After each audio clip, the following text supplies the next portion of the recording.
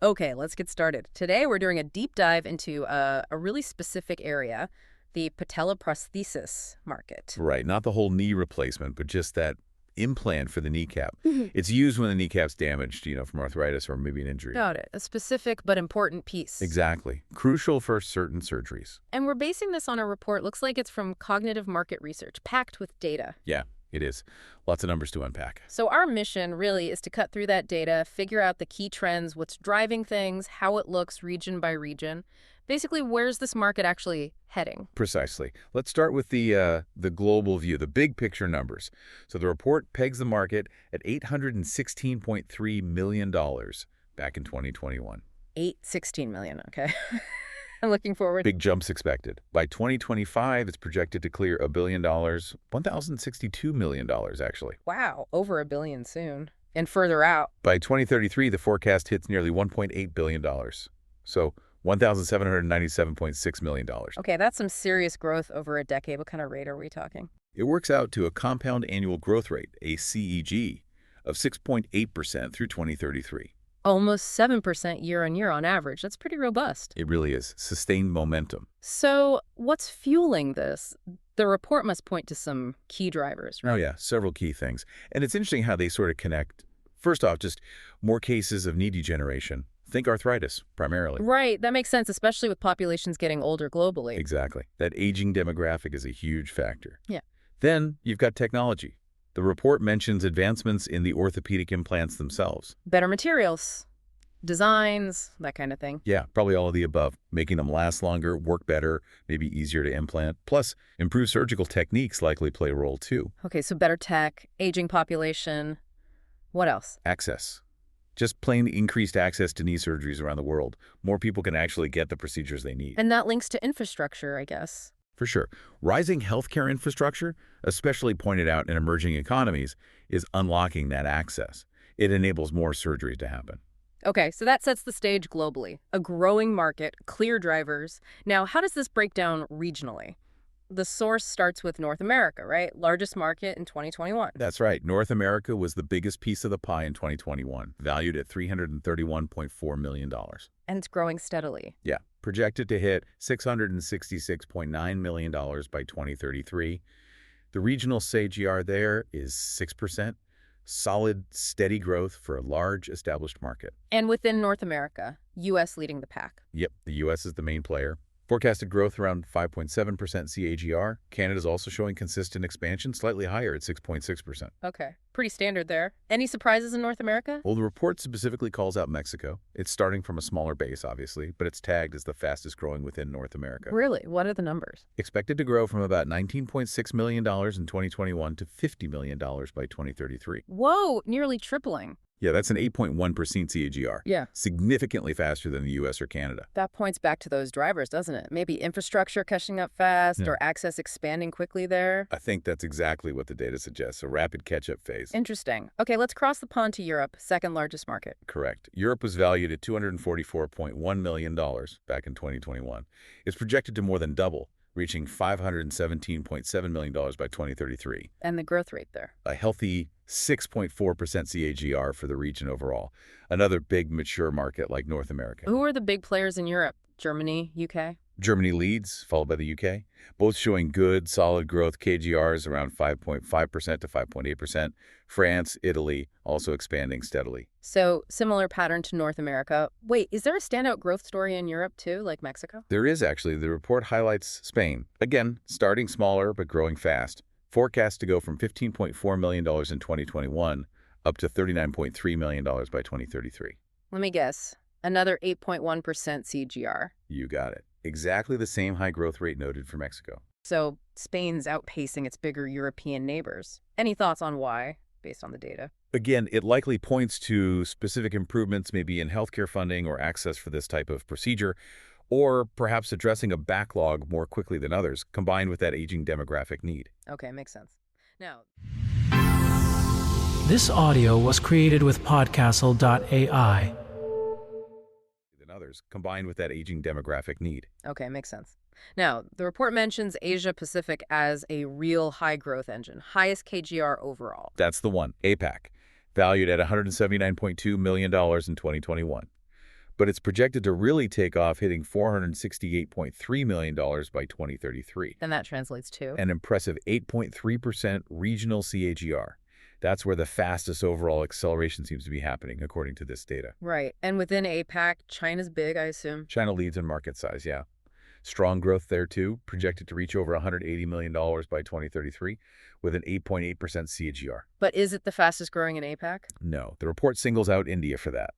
India's market is forecast to grow from $18.8 million in 2021 to $57.6 million by 2033. Okay, what's the CAGR on that? Get this, 9.7%. Wow, nearly 10% annual growth for over a decade. That's huge. It really stands out. Japan, South Korea, Australia, Southeast Asia, they're all growing well, too, mostly above 7%, contributing significantly. But India's rate is exceptional in this data set. Why do you think India's growth is projected to be so high, even compared to China or others in a fast-growing region? Well, if you connect the dots back to the drivers, it strongly suggests India is where that combination of rising healthcare infrastructure, rapidly improving access, maybe increasing affordability, and that huge population base is creating a sort of perfect storm for growth in this specific medical device area. Massive unmet need meeting rapidly expanding capacity. Fascinating. Okay, what about Latin America? The report mentioned rising adoption there, too. Yes, Latin America is also seeing solid growth. Brazil is the leader, projected at an 8% CAGR, growing from $16.4 million to $41.5 million. And other countries. Argentina, Colombia, Peru, Chile, they're all contributing. CAGR is mostly cited as being over 6%, some closer to 7%, showing broad expansion across the key countries there. Right. And lastly, the Middle East and Africa. A smaller market overall, but some notable growth spots highlighted. Egypt, for instance, is expected to see really rapid growth. How rapid? An 8.4% CAGR projected, going from just under $2 million to nearly $5 million by 2033. Turkey also shows strong growth at 7.4%. And the rest of the Middle East is expanding too, around 7.1% CAGR. Okay, so we've covered the globe, seen the big picture, the drivers, and these regional dynamics, especially the faster growth in certain emerging economies. Let's try and tie this all together. What's the main story here?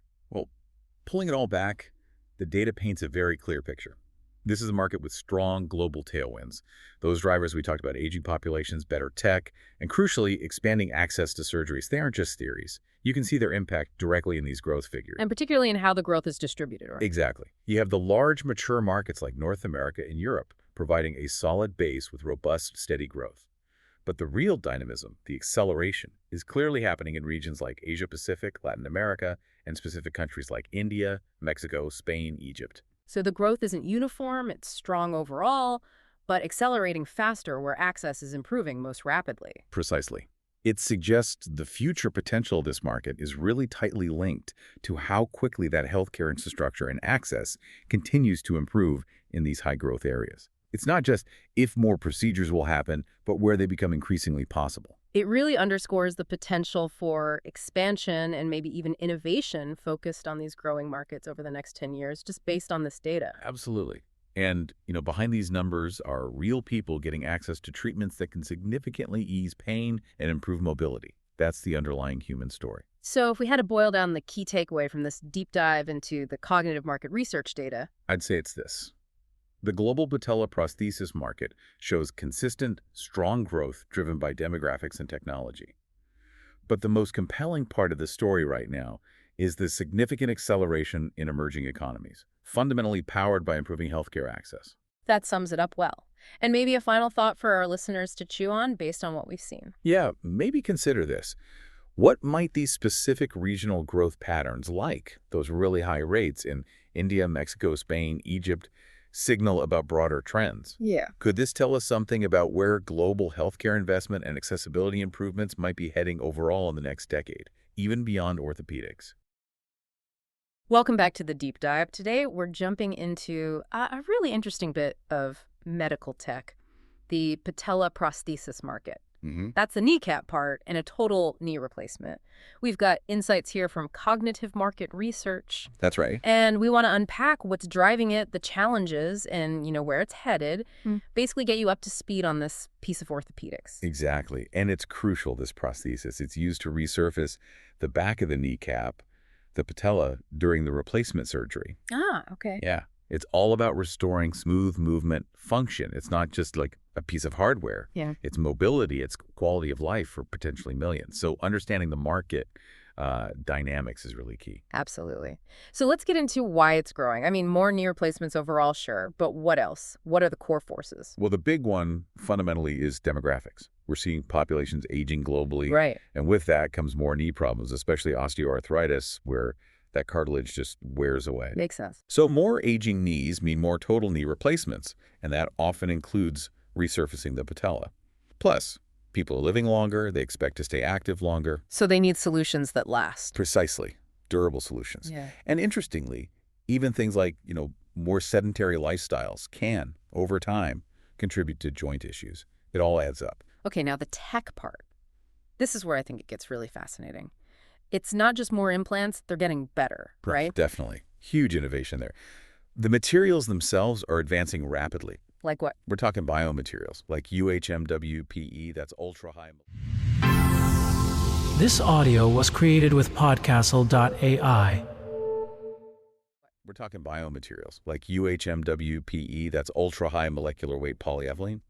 Okay. Sounds heavy duty. It is. It's basically a super durable plastic engineered to minimize wear over, decades, ideally. Plus, you've got porous metals, ceramic composites, all improving how long these things last and how well they integrate. And design, too. And design, yes. Using 3D modeling, even patient-specific tools. That means the implants can be tailored much better to the individual's anatomy. Better fit, potentially better function. And access. Is it getting easier to actually get these procedures done? Generally, yes. The volume of joint replacements is up worldwide. That's partly better healthcare infrastructure, better reimbursement policies in many places, and more surgical centers opening up even in developing economies. You see growing investment in orthopedics meeting that rising patient demand, especially in urban hubs. Okay, so those are the tailwinds pushing things forward. But there got to be hurdles, right? What's holding the market back? Yeah, absolutely. Cost is a major one. Still. The surgery itself, the implant. Both. The total cost can be really high. That's a big barrier, especially if you're uninsured or in, say, a lower income country. Right. And even with insurance, those copays, the deductibles, they can limit access, particularly to the more advanced or personalized options. And what about after the surgery? Complications must be a concern. And they are. Post-op issues are definitely a challenge. Things like maltracking where the kneecap doesn't glide right. Oh. Yeah. Or excessive wear on the implant surface over time. Maybe it gets loose. These things can mean revision surgery, which is complex, costly. And something everyone wants to avoid. Exactly. And often, these problems trace back to how well it was aligned or positioned in the first place. So initial precision is key for long-term results. Which brings up an interesting point. Is everyone getting this part of the knee replacement? Is the patella always resurfaced? Good question. And the answer is no. Oh. Not always. There's quite a bit of clinical variability around the world. Really? Why? Well, in some places, parts of Europe, Asia, for instance, some surgeons prefer not to resurface the patella. It might be down to their training, surgical philosophy, or maybe their assessment of risks for certain patients. So demand isn't uniform. Exactly. It leads to inconsistent demand for these specific patella components across major markets. It's not a given everywhere. Okay, looking forward then. What are the big trends? How's technology going to reshape things? We're seeing a definite push towards systems built for, well, better durability and more precision, like cementless fixation. Instead of relying solely on bone cement, these often have porous coatings. The idea is that the patient's own bone actually grows into the implant surface. Wow, like integrating it naturally. Sort of, yeah. Creates a potentially stronger, more durable bond. These are quite popular, especially for younger, more active patients who need it to last a long time. Interesting. So less cement. What else? Technology in the operating room, robotics, computer navigation systems, they're being used more and more. For precision. Exactly. To get that alignment and placement just right during the surgery, the aim is squarely at reducing those complications we talked about, maltracking, loosening, get it perfect the first time. And you mentioned personalization earlier. That ties in here. Big time. That's where 3D printing is becoming, well, potentially transformative. How so? Using patient scans, CTs, MRIs. The surgeons can get implants that are 3D printed specifically for that individual's anatomy. Truly custom fit. It's exactly. A custom design, it can mean a better, more natural fit, maybe even streamline the surgery itself. That level of personalization It boosts confidence in getting the best possible outcome. So wrapping this up, what's the takeaway for you listening to this? We've got a market driven by real need, aging populations, and boosted by some amazing tech innovation. But it's also facing hurdles like cost and this variability in whether surgeons even use the prosthesis.